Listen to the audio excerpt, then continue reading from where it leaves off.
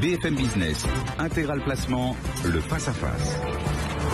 Face à face ce matin entre Pascal Auclair pour la Française. Bonjour Pascal. Bonjour. Et Thibaut Prébet pour la Financière Arbovel. Bonjour Thibaut. Bonjour. Regard d'abord sur les marchés. On va bien sûr essayer de faire tourner les grands sujets qui préoccupent les investisseurs. Mais cette tendance, les mains dans les poches, nous disait en début de séance Xavier de Villepionche chez HPC, nous disait les investisseurs sont un peu tétanisés, ils attendent, ils savent pas trop quoi faire. Ça résume bien pour vous le sentiment des opérateurs en ce moment, Pascal? Moi, j'aurais pas dit les mains dans les poches.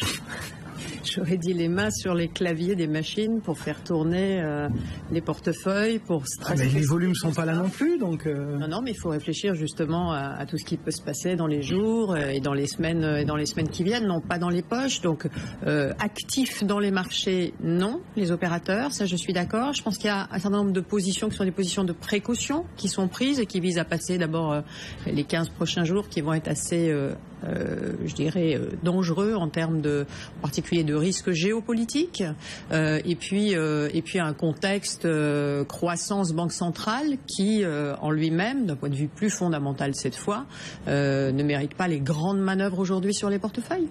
Pas de grandes manœuvres, alors pas les mains dans les poches, mais pas de grandes manœuvres. Oui, nous, chez Financière Arbovel, on préparerait bien les grandes manœuvres. Maintenant, c'est vrai qu'on est face à des grosses menaces, des tumultes sur la partie Brexit entre autres, et d'un autre côté, des gros catalyseurs pour nous, qui seront les résultats du deuxième trimestre. Parce que ceux du premier sur les petites entreprises ont été excellents et qu'on attend beaucoup. Et d'ici là, il n'y a pas vraiment de catalyseur. Donc se positionner, oui, mais après les grosses perturbations qui devraient quand même pas, de toute façon, être des soutiens au marché, quoi qu'il arrive. Et par contre, une envie de se positionner pour l'été, enfin si on peut parler d'été actuellement, disons en tout cas pour le mois de juillet. Et pour l'instant une position un peu attentiste parce que c'est vrai que les éléments qui peuvent être des éléments mouvants sur le marché, que peuvent être la réunion de la Réserve fédérale ou le vote sur le Brexit, sont pas des catalyseurs positifs d'après nous.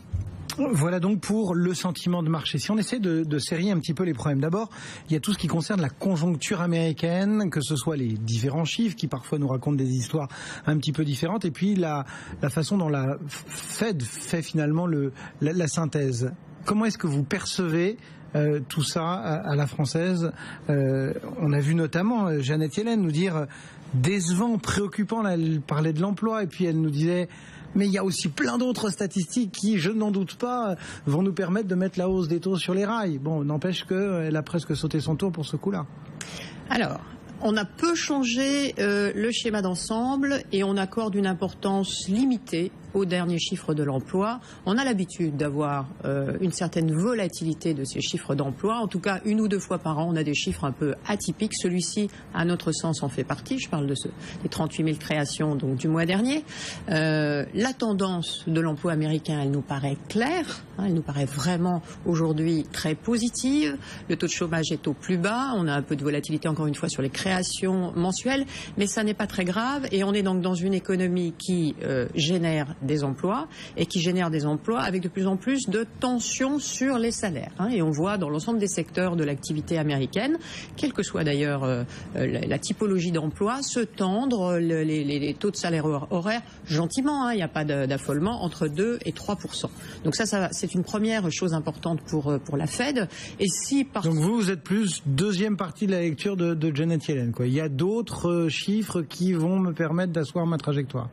Moi, je pense que Janet Yellen, elle travaille aujourd'hui sur un schéma qui est un schéma de croissance modérée, d'ailleurs elle le dit, de l'activité américaine. La problématique qu'il y a aux États-Unis aujourd'hui, c'est la problématique qui est liée au fait qu'il y a un moteur et demi de croissance.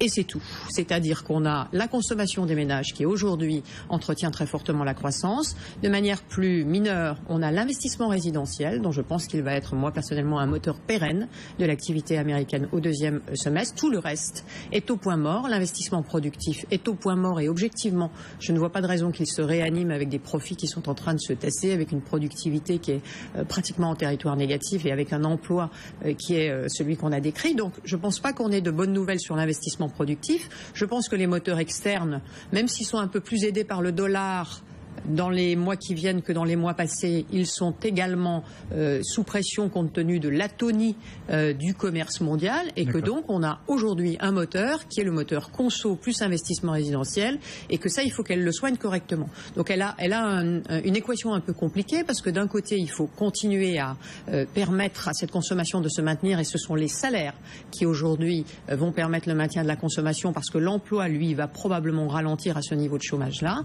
Et puis de l'autre côté, il y a l'investissement résidentiel qu'il faut soigner et là, il faut le soigner par le niveau des taux longs, par le niveau des taux hypothécaires à 30 ans qui sont sur un point bas historique à 3,5. Il faut éviter que ça s'envole. Mais là, elle est bien aidée, Yannette, par ses petits camarades banquiers centraux. On y reviendra.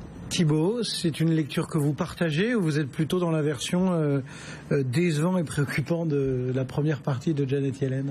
Pascal a fait un panel très complet et ça m'arrange bien parce que je suis globalement d'accord, ce qui va me faire gagner beaucoup de temps.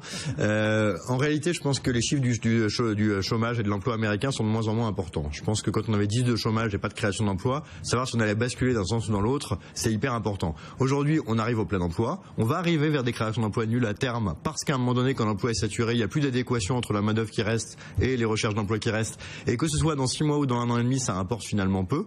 Et en revanche, on a beaucoup de retard. Oui, le cycle ralentit, mais le cycle ne justifie pas des taux à zéro et il faut retrouver un peu de marge de manœuvre. Puis j'ajoute un élément qui est quand même inconfortable qu'il faut avoir en tête, c'est que il y a encore 6 mois, sur 1 an, le pétrole abandonnait 30, 40, 50, 60% à certains moments, sur un an glissant. Aujourd'hui, en juillet, on sera à 20 à 30% de hausse sur le pétrole sur 1 an à certaines dates. Donc il y a une inversion qui est très forte, qui va quand même à un moment donné mettre sous pression l'inflation aidée par l'inflation salariale. Et ça va créer une situation où il sera très inconfortable de garder des taux à des niveaux zéro. Donc pas de perturbations majeures liées à ces chiffres sur l'emploi qu'on peut peut-être pas passer sous silence, mais qui s'ils ne sont pas confirmés ne sont pas dramatiques, et des taux qui ont besoin de monter très modérément pour protéger le marché de l'immobilier, mais qui ont quand même besoin de monter aujourd'hui. Je dois avouer que vos deux scénarios, vos explications sont hyper rationnelles et très séduisantes, mais il y a aussi des chiffres qui nous disent autre chose. Et quand on regarde le marché obligataire, le marché de nos taux souverains, alors d'accord, on rebascule du côté européen, mais c'est quand même ce que nous disent les chiffres en ce moment. Ils nous disent que le marché, il voit plutôt un assouplissement monétaire global parce que on joue contre, et on voit encore le 10 ans allemand ce matin qui est à 0,02. Ouais, je pense qu'il y aurait beaucoup de choses à en dire. On peut tout simplement dire qu'aujourd'hui, la théorie économique classique qui dit que les taux à 10 ans sont une sorte de somme de l'inflation et de la croissance n'existe plus. Les taux longs sont le reflet d'un acheteur massif qui achète tout. Et c'est pour ça que je suis toujours assez étonné quand les gens font des calculs de prévision de hausse de taux en pourcentage basés sur une courbe des taux qui ne reflète que les acheteurs obligatoires et non pas forcément des anticipations claires. Aujourd'hui, qui dit que les taux de la BCE vont rester à zéro pendant 10 ans? Personne. Ce n'est pas ça qui explique les taux allemands. Ce qui explique les taux allemands, c'est la Banque centrale, et c'est une sorte de calcul entre ce que la Banque centrale va aller acheter versus le montant des émissions. C'est très difficile d'avoir un avis. Ce qui est sûr, c'est que ce n'est pas aujourd'hui quelque chose qui a une valeur prédictive sur l'économie, d'après moi. Donc on vire les taux souverains, on est en train de virer aussi l'obligation corporate parce que la BCE achète aussi, on perd de plus en plus de points d'accroche, de points de repère pour comprendre le souhait, l'évolution. Non, tout ça est assez rationnel. Moi j'appelle ça une bulle rationnelle d'ailleurs. Il faut mettre en balance les équilibres d'achat et de vente. Il faut prendre un point fondamental très important qu'on n'évoque pas assez souvent, c'est la masse, la croissance de l'épargne mondiale, avec deux centres très importants d'accroissement de l'épargne mondiale, que sont la Chine et l'Europe. Donc on a une masse d'épargne mondiale qui pèse de manière très très forte, d'un point de vue fondamental cette fois, sur les taux. On a des acheteurs en dernier ressort, la Banque Centrale Européenne, mais également la BOJ, qui sont là pour en effet générer un phénomène qui est plus tactique, qui est un phénomène de flux. Et en plus, on a une croissance qui est une croissance très faible. Si les choses vont bien, on sera à 2% aux États-Unis cette année et on sera entre 1,5 et 2% en zone euro cette année. Donc on a un faible niveau de croissance, on a très peu d'inflation, on a un poids très important de cette croissance de l'épargne mondiale qui cherche à s'investir à des taux qui sont sous pression de par cette épargne mondiale. Et en plus, on a des acheteurs en dernier ressort qui, en effet, biaisent le marché en achetant massivement. Donc moi, je ne vois pas, dans un contexte comme ça, les taux remonter très fortement. Où est-ce que tout ça va s'arrêter? Force est de constater que chaque fois qu'on fait un point d'étape, on dit on est au bout de la logique et on a envie d'être short duration, et chaque fois on se trompe. Prenons les leçons de cette histoire. Ça veut dire qu'avec des banques centrales qui raflent tout sur les taux souverains bien notés, qui vont rafler tout maintenant sur les entreprises bien notées, ça va pousser cette épargne à venir vers, enfin, à porter un risque. Le mouvement il est un peu derrière nous. Déjà, ce qui est amusant, c'est dans ce que disait Pascal, et qui moi m'amuse toujours aujourd'hui, c'est ce changement des banques centrales. Elle disait le banque centrale est en théorie l'acheteur en dernier ressort, c'est-à-dire celui qui assure que tout ne s'effondre pas et qui vient acheter quand plus personne ne veut acheter.